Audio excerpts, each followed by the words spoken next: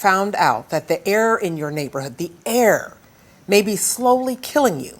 It is a question facing hundreds of our neighbors in South Memphis. Fox 13 has continued to investigate the release of toxic chemicals for more than a year as part of our Contaminated Community series. Fox 13's Kayla Solomon examines the options that neighbors have to get some payback for what's happened to them and why it may not help everyone affected.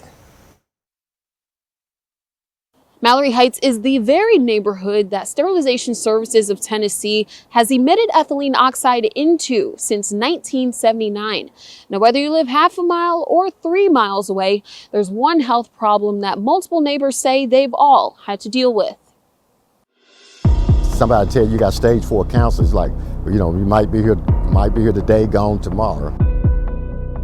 In 2019, I was diagnosed with breast cancer.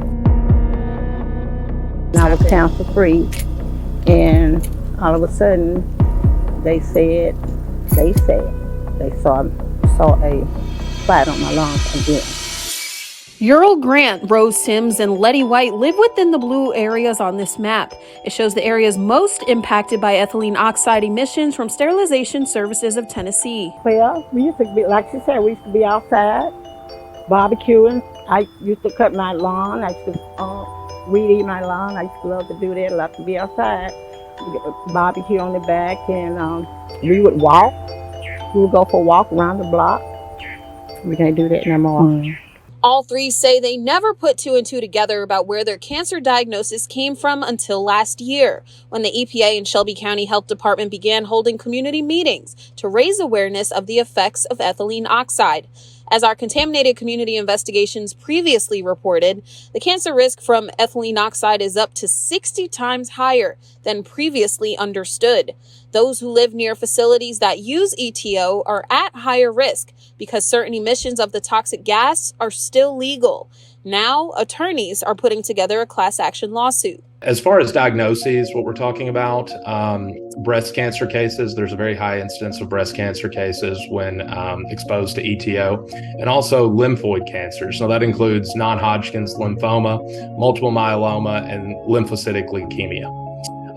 Also, we're looking into cases relating to stomach cancers, brain cancers, and even miscarriages or birth defects, and other forms of adult and childhood leukemia.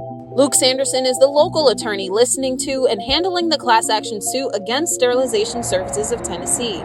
He says they're working to track down people impacted the most, whether it's people who currently live in South Memphis or people who used to live there. So what we're looking for are people who've lived within a 4-mile radius of Sterilization Services of Tennessee.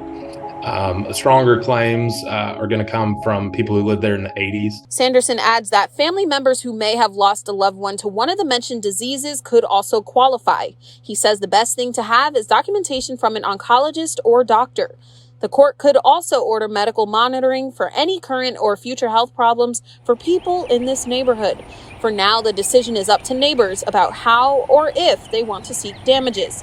Many of them have questions about the legal process. What kind of fees that's involved in it, and just how many people was involved, and if this something that they think that's is winnable. Grant says he's interested in joining if attorneys say he can, but for Sims, Her health illness may be more severe than mine. So you can't put me in a class with everybody else when you don't know what everybody went through. this class action lawsuit is still accepting cases for consideration. If you've lived within 4 miles of Sterilization Services of Tennessee, you could be eligible. We'll have more on the requirements and some of the documentation you may need on our website at fox13memphis.com. In Memphis, Kayla Solomon, Fox 13 News.